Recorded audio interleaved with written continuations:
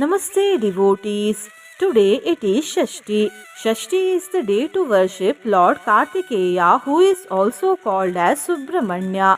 So today I have chanted a very powerful Lord Subramanya mantra. By listening to this mantra with devotion for 108 times each in the morning and evening today, good health and wealth will be obtained. Kala Sarpadosha will be removed. Tensions will go away and happy prosperous life will be obtained. Before listening to the mantra, if you are new to the channel, subscribe the channel, press the nearby bell icon and select all option. Also comment as Om Shri Kartikeyaya Namaha. यः पक्षमनिर्वचनं याति समवलम्ब्य दृश्यते तेना ब्रह्मपरात् परममलं सुब्रह्मण्याभिधरं परं ज्योतिः यः पक्षमनिर्वचनं याति समवलम्ब्य दृश्यते तेना ब्रह्मपरात् परममलं सुब्रह्मण्याभिधरं परं ज्योतिः यः पक्षमनिर्वचनं याति समवलम्ब्य दृश्यते तेना ब्रह्मपरात् परममलं सुब्रह्मण्याभिधरं परं ज्योतिः यः पक्षमनिर्वचनं याति समवलम्ब्य दृश्यते तेना ब्रह्मपरात् परममलं सुब्रह्मण्याभिधरं परं ज्योतिः यः पक्षमनिर्वचनं याति समवलम्ब्य दृश्यते तेना ब्रह्मपरात् परममलं सुब्रह्मण्याभिधरं परं ज्योतिः यः पक्षमनिर्वचनं याति समवलम्ब्य दृश्यते तेना ब्रह्मपरात् परममलं सुब्रह्मण्याभिधरं परं ज्योतिः यः पक्षमनिर्वचनं याति समवलम्ब्य दृश्यते तेना ब्रह्मपरात् परममलं सुब्रह्मण्याभिधरं परं ज्योतिः यः पक्षमनिर्वचनं याति समवलम्ब्य दृश्यते तेना ब्रह्मपरात् परममलं सुब्रह्मण्याभिधरं परं ज्योतिः यः पक्षमनिर्वचनं याति समवलम्ब्य दृश्यते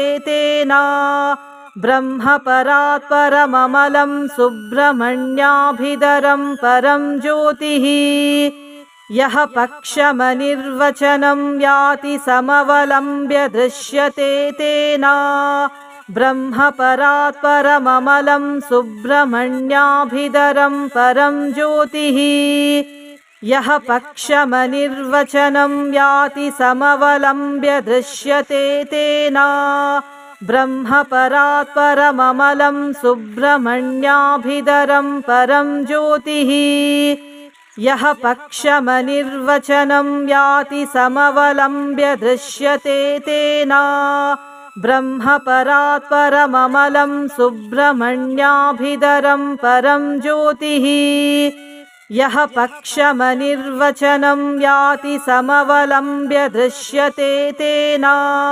ब्रह्मपरात् परममलं सुब्रह्मण्याभिधरं परं ज्योतिः यः पक्षमनिर्वचनं याति समवलम्ब्य दृश्यते तेना ब्रह्मपरात् परममलं सुब्रह्मण्याभिधरं परं ज्योतिः यः पक्षमनिर्वचनं याति समवलम्ब्य दृश्यते तेना ब्रह्मपरात् परममलं सुब्रह्मण्याभिधरं परं ज्योतिः यः पक्षमनिर्वचनं याति समवलम्ब्य दृश्यते तेना ब्रह्मपरात् परममलं सुब्रह्मण्याभिधरं परं ज्योतिः यः पक्षमनिर्वचनं याति समवलम्ब्य दृश्यते तेना ब्रह्मपरात् परममलं सुब्रह्मण्याभिधरं परं ज्योतिः यः पक्षमनिर्वचनं याति समवलम्ब्य दृश्यते तेना ब्रह्मपरात् परममलं सुब्रह्मण्याभिधरं परं ज्योतिः यः पक्षमनिर्वचनं याति समवलम्ब्य दृश्यते तेन ब्रह्मपरात् परममलं सुब्रह्मण्याभिधरं परं ज्योतिः यः पक्षमनिर्वचनं याति समवलम्ब्य दृश्यते तेन ब्रह्मपरात् परममलं सुब्रह्मण्याभिधरं परं ज्योतिः यः पक्षमनिर्वचनं याति समवलम्ब्य दृश्यते तेन ब्रह्मपरात् परममलं सुब्रह्मण्याभिधरं परं ज्योतिः यः पक्षमनिर्वचनं याति समवलम्ब्य दृश्यते तेन ब्रह्मपरात् परममलं सुब्रह्मण्याभिधरं परं ज्योतिः यः पक्षमनिर्वचनं याति समवलम्ब्य दृश्यते तेन ब्रह्मपरात् परममलं सुब्रह्मण्याभिधरं परं ज्योतिः यः पक्षमनिर्वचनं याति समवलम्ब्य दृश्यते तेन ब्रह्मपरात् परममलं सुब्रह्मण्याभिधरं परं ज्योतिः यः पक्षमनिर्वचनं याति समवलम्ब्य दृश्यते तेन ब्रह्मपरात् परममलं सुब्रह्मण्याभिधरं परं ज्योतिः यः पक्षमनिर्वचनं याति समवलम्ब्य दृश्यते तेन ब्रह्मपरात् परममलं सुब्रह्मण्याभिधरं परं ज्योतिः यः पक्षमनिर्वचनं याति समवलम्ब्य दृश्यते तेन ब्रह्मपरात् परममलं सुब्रह्मण्याभिधरं परं ज्योतिः यः पक्षमनिर्वचनं याति समवलम्ब्य दृश्यते तेन ब्रह्मपरात् परममलं सुब्रह्मण्याभिधरं परं ज्योतिः यः पक्षमनिर्वचनं याति समवलम्ब्य दृश्यते तेन ब्रह्मपरात् परममलं सुब्रह्मण्याभिधरं परं ज्योतिः यः पक्षमनिर्वचनं याति समवलम्ब्य दृश्यते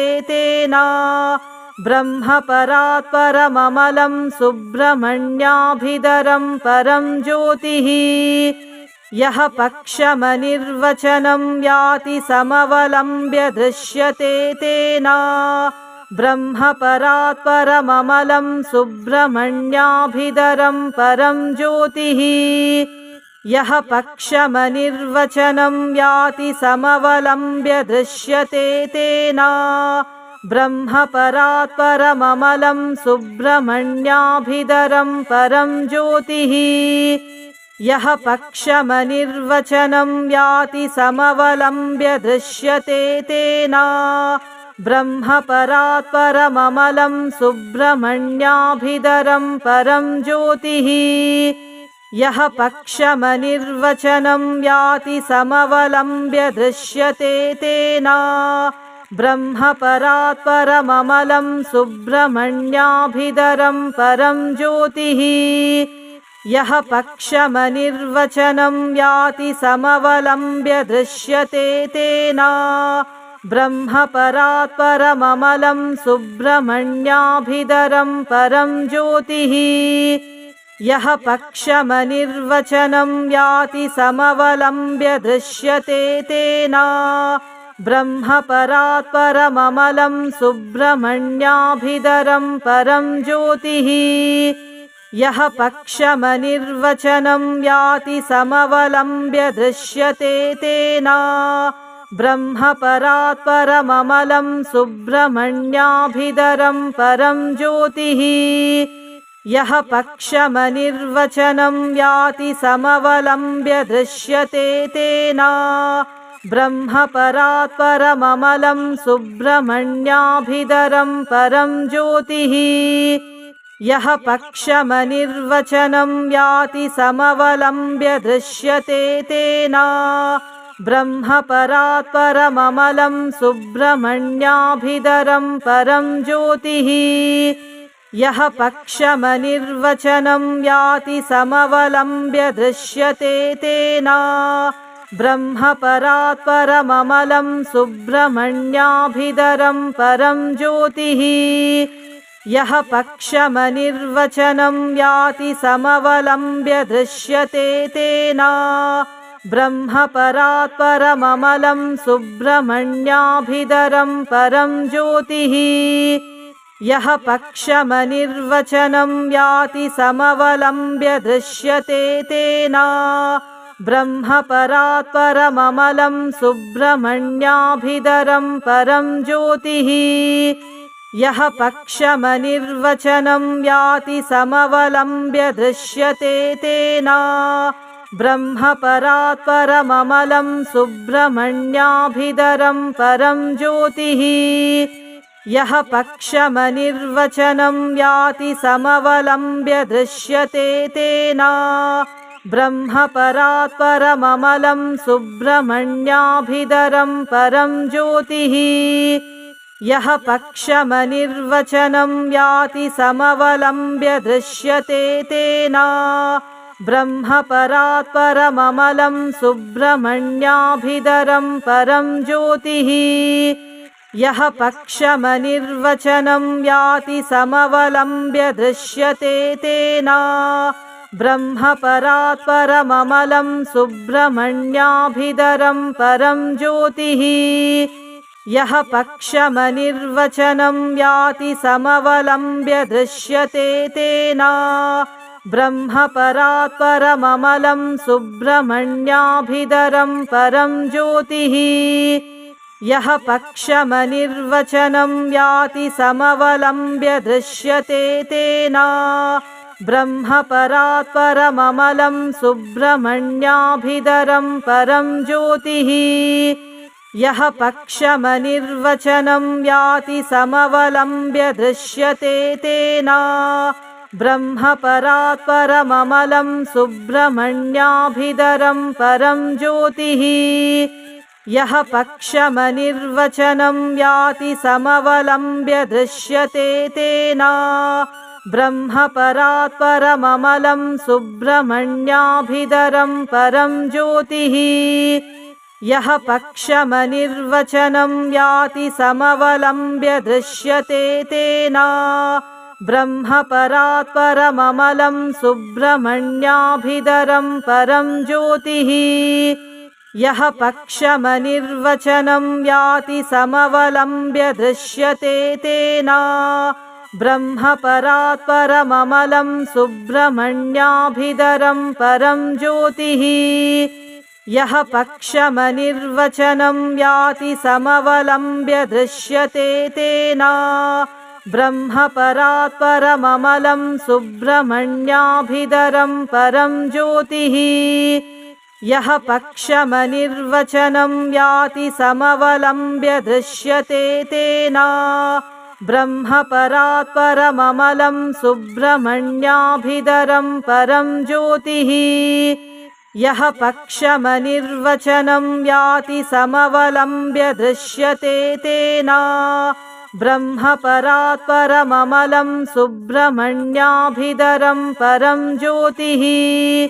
यः पक्षमनिर्वचनं याति समवलम्ब्य दृश्यते तेन ब्रह्मपरात् परममलं सुब्रह्मण्याभिधरं परं ज्योतिः। यः पक्षमनिर्वचनं याति समवलम्ब्य दृश्यते तेन ब्रह्मपरात् परममलं सुब्रह्मण्याभिधरं परं ज्योतिः। यः पक्षमनिर्वचनं याति समवलम्ब्य दृश्यते तेन ब्रह्मपरात् परममलं सुब्रह्मण्याभिधरं परं ज्योतिः। यः पक्षमनिर्वचनं याति समवलम्ब्य दृश्यते तेन ब्रह्मपरात् परममलं सुब्रह्मण्याभिधरं परं ज्योतिः यः पक्षमनिर्वचनं याति समवलम्ब्य दृश्यते तेन ब्रह्मपरात् परममलं सुब्रह्मण्याभिधरं परं ज्योतिः यः पक्षमनिर्वचनं याति समवलम्ब्य दृश्यते तेन ब्रह्मपरात् परममलं सुब्रह्मण्याभिधरं परं ज्योतिः यः पक्षमनिर्वचनं याति समवलम्ब्य दृश्यते तेन ब्रह्मपरात् परममलं सुब्रह्मण्याभिधरं परं ज्योतिः यः पक्षमनिर्वचनं याति समवलम्ब्य दृश्यते तेन ब्रह्मपरात् परममलं सुब्रह्मण्याभिधरं परं ज्योतिः यः पक्षमनिर्वचनं याति समवलम्ब्य दृश्यते तेन ब्रह्मपरात् परममलं सुब्रह्मण्याभिधरं परं ज्योतिः यः पक्षमनिर्वचनं याति समवलम्ब्य दृश्यते तेन ब्रह्मपरात् परममलं सुब्रह्मण्याभिधरं परं ज्योतिः यः पक्षमनिर्वचनं याति समवलम्ब्य दृश्यते तेन ब्रह्मपरात् परममलं सुब्रह्मण्याभिधरं परं ज्योतिः यः पक्षमनिर्वचनं याति समवलम्ब्य दृश्यते तेन ब्रह्मपरात् परममलं सुब्रह्मण्याभिधरं परं ज्योतिः यः पक्षमनिर्वचनं याति समवलम्ब्य दृश्यते तेन ब्रह्मपरात् परममलं सुब्रह्मण्याभिधरं परं ज्योतिः यः पक्षमनिर्वचनं याति समवलम्ब्य दृश्यते तेन ब्रह्मपरात् परममलं सुब्रह्मण्याभिधरं परं ज्योतिः यः पक्षमनिर्वचनं याति समवलम्ब्य दृश्यते तेन ब्रह्मपरात् परममलं सुब्रह्मण्याभिधरं परं ज्योतिः यः पक्षमनिर्वचनं याति समवलम्ब्य दृश्यते तेन ब्रह्मपरात् परममलं सुब्रह्मण्याभिधरं परं ज्योतिः यः पक्षमनिर्वचनं याति समवलम्ब्य दृश्यते तेन ब्रह्मपरात् परममलं सुब्रह्मण्याभिधरं परं ज्योतिः यः पक्षमनिर्वचनं याति समवलम्ब्य दृश्यते तेन ब्रह्मपरात् परममलं सुब्रह्मण्याभिधरं परं ज्योतिः यः पक्षमनिर्वचनं याति समवलम्ब्य दृश्यते तेन ब्रह्मपरात् परममलं सुब्रह्मण्याभिधरं परं ज्योतिः यः पक्षमनिर्वचनं याति समवलम्ब्य दृश्यते तेन ब्रह्मपरात् परममलं सुब्रह्मण्याभिधरं परं ज्योतिः यः पक्षमनिर्वचनं याति समवलम्ब्य दृश्यते तेन ब्रह्मपरात् परममलं सुब्रह्मण्याभिधरं परं ज्योतिः यः पक्षमनिर्वचनं याति समवलम्ब्य दृश्यते तेन ब्रह्मपरात् परममलं सुब्रह्मण्याभिधरं परं ज्योतिः यः पक्षमनिर्वचनं याति समवलम्ब्य दृश्यते तेन ब्रह्मपरात् परममलं सुब्रह्मण्याभिधरं परं ज्योतिः यः पक्षमनिर्वचनं याति समवलम्ब्य दृश्यते तेन ब्रह्मपरात् परममलं सुब्रह्मण्याभिधरं परं ज्योतिः यः पक्षमनिर्वचनं याति समवलम्ब्य दृश्यते तेन ब्रह्मपरात् परममलं सुब्रह्मण्याभिधरं परं ज्योतिः। यः पक्षमनिर्वचनं याति समवलम्ब्य दृश्यते तेन ब्रह्मपरात् परममलं सुब्रह्मण्याभिधरं परं ज्योतिः। यः पक्षमनिर्वचनं याति समवलम्ब्य दृश्यते तेन ब्रह्मपरात् परममलं सुब्रह्मण्याभिधरं परं ज्योतिः। यः पक्षमनिर्वचनं याति समवलम्ब्य दृश्यते तेन ब्रह्मपरात् परममलं सुब्रह्मण्याभिधरं परं ज्योतिः। यः पक्षमनिर्वचनं याति समवलम्ब्य दृश्यते तेन ब्रह्मपरात् परममलं सुब्रह्मण्याभिधरं परं ज्योतिः। यः पक्षमनिर्वचनं याति समवलम्ब्य दृश्यते तेन ब्रह्मपरात् परममलं सुब्रह्मण्याभिधरं परं ज्योतिः। यः पक्षमनिर्वचनं याति समवलम्ब्य दृश्यते तेन ब्रह्मपरात् परममलं सुब्रह्मण्याभिधरं परं ज्योतिः। यः पक्षमनिर्वचनं याति समवलम्ब्य दृश्यते तेन ब्रह्मपरात् परममलं सुब्रह्मण्याभिधरं परं ज्योतिः।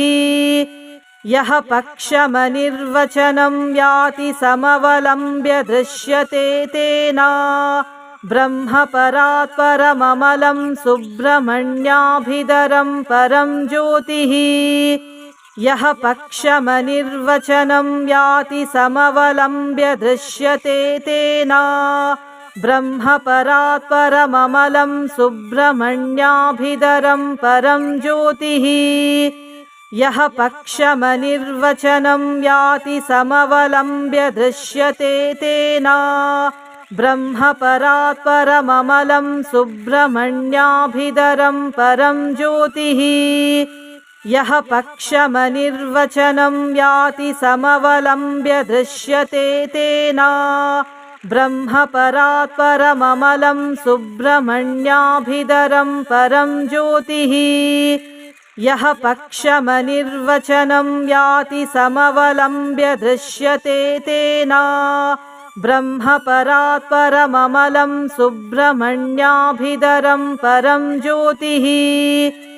यः पक्षमनिर्वचनं याति समवलम्ब्य दृश्यते तेन ब्रह्मपरात् परममलं सुब्रह्मण्याभिधरं परं ज्योतिः।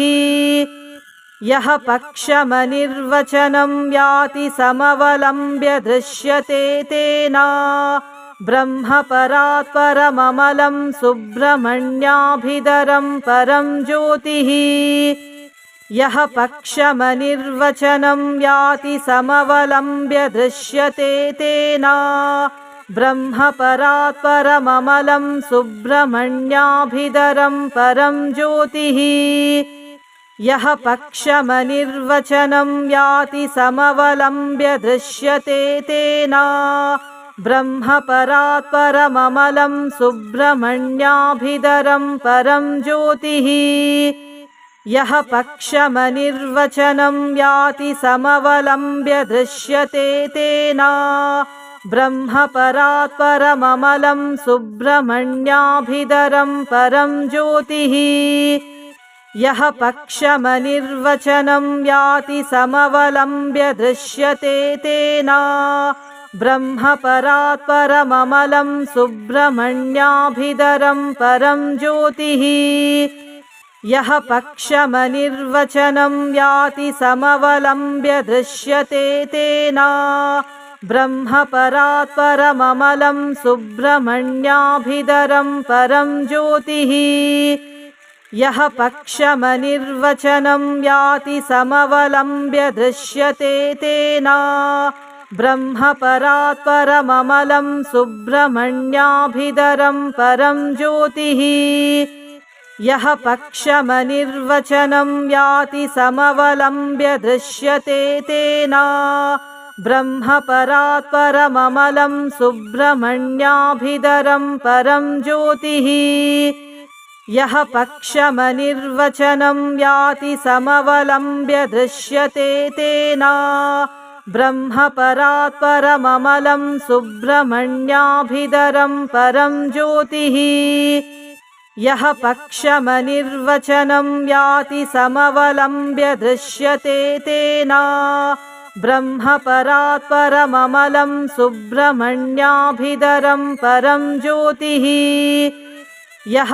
पक्षमनिर्वचनं याति समवलम्ब्य दृश्यते तेन ब्रह्मपरात् परममलं सुब्रह्मण्याभिधरं परं ज्योतिः यः पक्षमनिर्वचनं याति समवलम्ब्य दृश्यते तेन ब्रह्मपरात् परममलं सुब्रह्मण्याभिधरं परं ज्योतिः यः पक्षमनिर्वचनं याति समवलम्ब्य दृश्यते तेन ब्रह्मपरात् परममलं सुब्रह्मण्याभिधरं परं ज्योतिः यः पक्षमनिर्वचनं याति समवलम्ब्य दृश्यते तेन ब्रह्मपरात् परममलं सुब्रह्मण्याभिधरं परं ज्योतिः यः पक्षमनिर्वचनं याति समवलम्ब्य दृश्यते तेन ब्रह्मपरात् परममलं सुब्रह्मण्याभिधरं परं ज्योतिः।